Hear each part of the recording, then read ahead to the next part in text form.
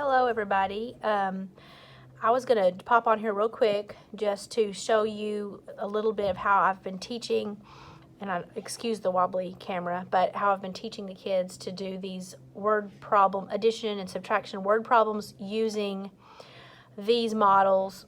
They're called strip diagrams, and it's kind of a way that they're wanting us to teach kids to use these diagrams to solve these problems or be able to kind of identify where things go. So I'm going to walk everyone through it, or at least how we've been doing it. So if your kids have questions tonight, they did this today, and I kind of went through very quickly and checked it, but you might let them make it either watch this or you can watch it and kind of help them. But this first one is pretty self-explanatory, I think, but the strip diagram is set up so that we teach the kids that this whole thing is the whole, and these are the parts. So that helps when we're teaching them that addition and subtraction are related, because we have a whole and we have parts. It can be 2 parts, 3, 4, whatever. As they get older, it'll be more parts.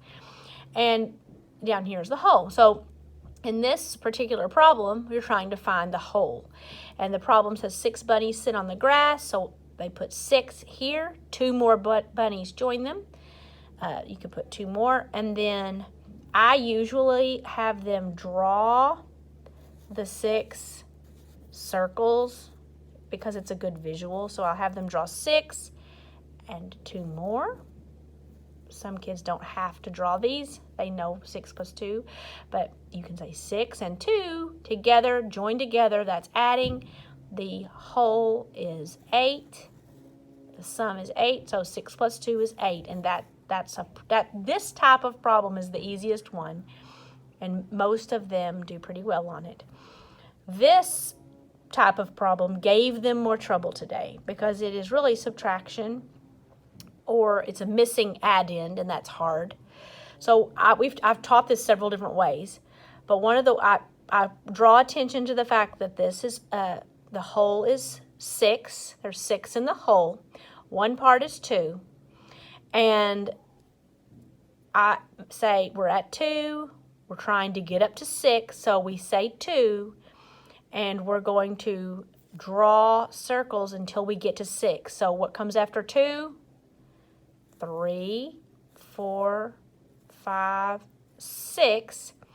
And so that in this part, this part is 2, this part is 4, and so 2 plus 4 equals 6. Now, I should have read this problem because we've been reading the word problems to go along with them. There are 2 people in the house. Some more people go in the house. Now there are 6 people. So this is the missing part. And you know, as we get going on this and work on it, I'm trying to teach them to draw this themselves so they can kind of set up a problem. Now, here is a comparing kind of subtraction problem, and probably the most difficult type to do. So this one says, Jennifer has 3 pennies, Brad has 9 pennies. How many fewer pennies does Jennifer have than Brad? I helped them to understand that these are 2 different parts, and now this represents what the whole would be. So this part is going to be the larger part, which if you have them look at these 2 numbers, 9 is the larger of the 2. So I'm going to put a B for Brad, and there are 9 pennies, so I draw 9 circles. It's hard to draw with a phone. 1, 2, 3, 4, 5, 6, 7. It's also hard to draw one-handed. 8, 9. Oh, goodness. Okay, 9. And then J for Jennifer, 3 pennies. Okay. And then I say, and we even do this hand motion where I talk about, we're comparing these 2. We're comparing them. So when we compare, usually we draw this out. We line them up where they're parallel to each other, and these circles are right underneath these, because then we say, okay, Brad has 1 and Jennifer has 1. Brad has 2 and Jennifer has 2. Brad has 3 pennies and Jennifer has 3 pennies. Now, how many fewer pennies does Jennifer have?